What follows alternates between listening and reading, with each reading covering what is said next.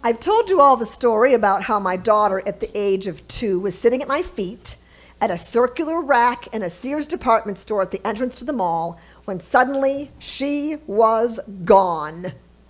I called out to security. We shouted her name everywhere. Everyone pulled in to try to find her. I was panicked. Then out of the corner of my eye, I see her bright yellow Oshkosh overalls, thank be to God, right, at the entrance to the mall, where she was corralled by 2 older ladies who admonished me harshly for losing my child. Now, they had her on their laps, and they were caring for her, and they were really, really kind and loving to adopt my lost child, and then to admonish me as well, thinking I was a negligent mother. I was as frightened as they were angry. So, I have some parallels in my life to this story we just read in the book of Luke. I can understand Mary's anguish, yet it did not occur to me until rereading this passage with a different message in mind that I had not thought about my daughter's ability to seek out the right place and people when she was wandering away from Mama, even at 2 years old. She attached herself to motherly figures who cared for her. She was drawn to what she knew without thinking about being lost, just like Jesus was drawn to the temple, and it never occurred to him that he was lost. Luke is the only gospel in our canon to include a story of Jesus' childhood, as I said. Luke's gospel pays attention to the age Jesus was at this encounter. Luke was a writer of history, and therefore he would want to include as many specifics as he possibly could. But stating Jesus' age at age 12 is really important. At that age, Jesus is still regarded as a child, since he would not have taken on the full traditions of his faith until he turned 13. How many of you have been to a bar mitzvah or a bat mitzvah? They're pretty amazing, aren't they? I mean, they're fascinating ceremonies. So what it is when a Jewish child has studied for a year to earn the right to become an adult in the faith, they celebrate their bar mitzvah or bat mitzvah, much like our confirmation, except our kids do not have to memorize Hebrew at all. Scholars say that the story of Jesus in the temple at age 12 serves as a bridge between the infancy narrative and Jesus' upcoming ministry, which will start with his meeting with John, the baptizer, soon at the Jordan River. So Jesus' birth happened with a background of imperial authority. This event happens among temple authority. So Jesus and his family traveled 3 days from Nazareth to Jerusalem to participate in the annual Passover celebration. Now, the law required adult males to travel to at least 3 feasts or festivals a year. And this holy family, they're devout Jews, and they participate in the Jewish holidays. And Jesus has been raised as a boy in a Jewish household, learning the Torah and studying with the other boys. So when Jesus is found after being lost, he's in the temple, sitting among the teachers and listening to them and asking them questions. He was not only observing the teachers, but actively engaging them in dialogue. He's in the temple, he didn't wander the streets, and he didn't engage in any bad behavior. Instead, boy Jesus is in the church talking with and learning from his elders, most likely discussing matters of scripture and matters of tradition. And when Jesus is confronted, "Why did you do this to us? We've been in anguish searching for you." His answer is rather peculiar. "Why were you searching for me?" he asked. "Didn't you know I had to be in my Father's house?" But they did not understand what he was saying to them. Well, no wonder they didn't understand it. It's odd at best. A 12-year-old discussing the law for 3 days with rabbis? Yet Jesus clearly states, "I had to be there." Another interpretation from the NASB, "It is necessary for me to be there." Jesus was not sitting on the sidelines. He was where God, his Father, lives. And this engaging the teachers in the temple is a precursor for Jesus' teaching in the temple himself later in his ministry. Jesus was right where he was supposed to be. So where are we supposed to be? Well, since we're here today, whether in person or online, friends, I would assume that we who are gathered together today as one body assume that this is exactly where we think we should be, in our Father's house. We've made this a priority in our lives. Yet, This is not the typical attitude of the general population right now. As we've seen, there's lots and lots of apathy over organized religion post-life-threatening COVID. But still, many people are not returning to church. They're not making church a priority. They've left the church or have never been exposed to church in the first place, so why start now? In fact, the number of people who now identify with atheism, agnosticism, and secular humanism is really on the rise. Young people are growing up in a world that's increasingly insistent in telling them what they should believe without letting them learn and decide for themselves, particularly with the trend towards intense time spent on social media. They're bombarded with stimuli and opinions of others, some not so favorable, for hours and hours. Where youth used to turn to the nuclear family for their faith formation, they're now turning to TikTok and other sources of online media. Today, many young people, as well as adults, are seeking answers that are a bit bigger than the small world around them. Many are coming up just short of answers, and seeking these answers from the church or the place of youth from their parents just is not the norm anymore. One young adult, when asked if church was relevant anymore, said that people nowadays are best at finding the fastest way to do everything. We always try and find a shortcut, and we lose patience for activities that won't provide instant gratification.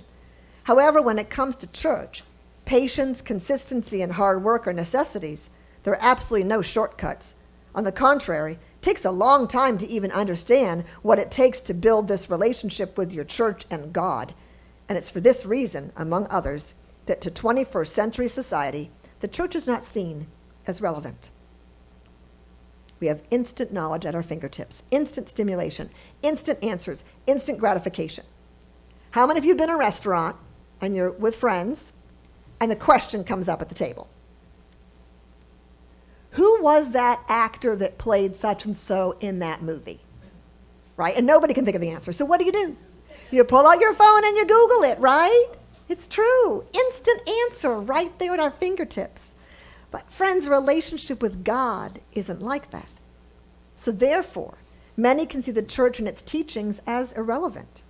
And I'm sure that many of us have children, relatives, or friends that identify now as atheist or agnostic. And in today's world, we claim to be self-sufficient. So we don't feel the need for help from others as much or help from God as much. And we're distracted by many fun and good things to do on the weekends. And we're tired from a full work week. And churches themselves just aren't helping if they fail to adapt and translate the gospel into a 21st century language. This presents a problem to the Father's house, doesn't it? And I think naturally we want to insulate ourselves and stick to what we know and what we believe and stick to our own family units inside the church. It's easier to address the more pleasant issues and biblical texts and not challenge ourselves too much. And with the world in chaos and tension and politics and worldwide viruses and war and the news is just awful, it's no wonder we want things to be easy, particularly in church. However, with this type of insular behavior that's natural, it will not lead us to connecting with those who've left the church, the duns, the ones who've never had church, the nuns, and the ones who see the church as hypocritical or irrelevant, particularly if the church doesn't want to address the hard issues. And there are a lot of hard issues. Here are a few that I've heard from teaching in the community of Huntsville. Why does God act differently in the Old Testament compared to the New Testament? Is it a different God? How can God allow tornadoes and fires and tsunamis to kill all these people? If you say you're a Christian and then pastors and youth workers abuse kids, how is that God-like? Why would I ever want to go to church? Looking at the science, I cannot understand how you would place your belief in a system that's not rooted in fact, but instead in some type of supernatural, fully human, fully God person. What about racism in the South? Can we talk about that? What about poverty and hunger and homelessness and inequality? And do I really need to believe in a virgin birth and a bodily resurrected Jesus to have faith, to love God? Do I? All these topics can be confusing to those of us who choose church as a place we feel called to. Seems like a lot of work to think about this, doesn't it? Yet as Jesus said, didn't you know I had to be in my Father's house? Church-attending Christians are fast becoming a minority, yet Jesus continually sought out the temple as a place to worship and to teach, even when the leaders were corrupt, even when he had to face hard questions, which he did all the time. He knew that's where he had to be. So the question we really need to ask ourselves is this. If we're here because we truly feel called to this place, to the Father's house, can we as Christians still make a difference in the new world of today? And can the church be relevant and send a message to the community that we are safe and caring and interested in wrestling and growing in our faith alongside other people? If so, how do we do that? I have a few slides that I'm going to ask my friends out there to select for me. Can we hit one slide for me? There we go. Idea number 1.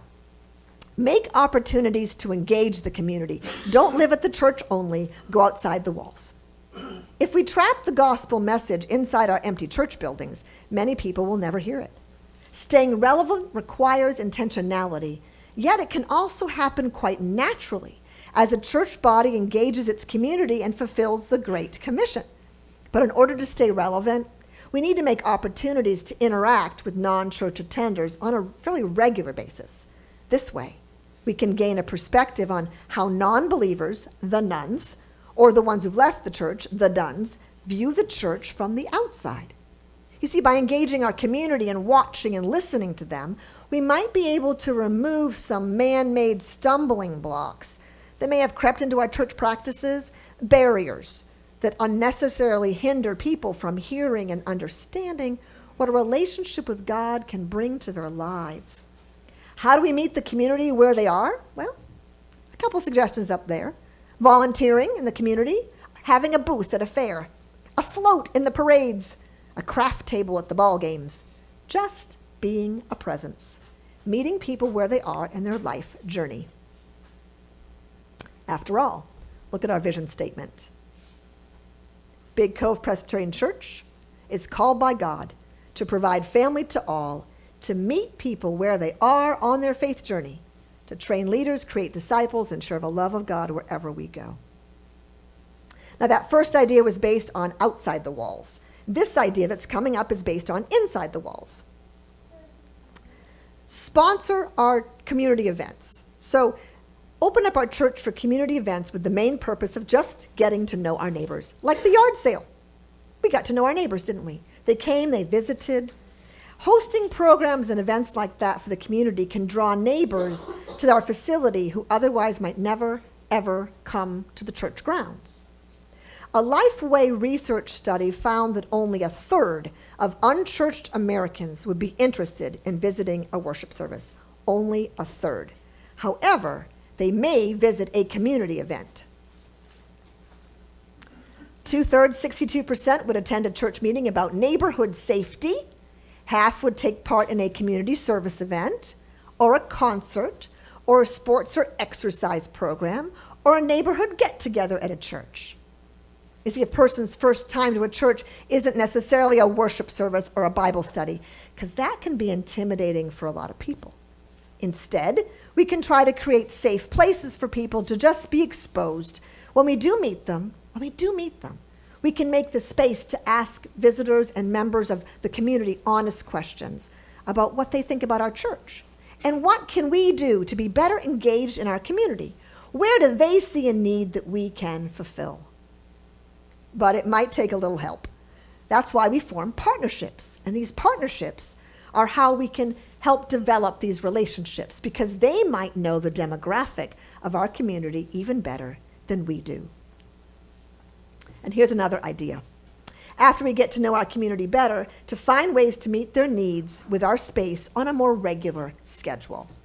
Examples: hosting a farmer's market here in the parking lot, hosting a story time for moms and toddlers, offering a place for HOA groups and music groups to use the sanctuary during the week, which we do, offering a place for the Vine to do regular off-site counseling.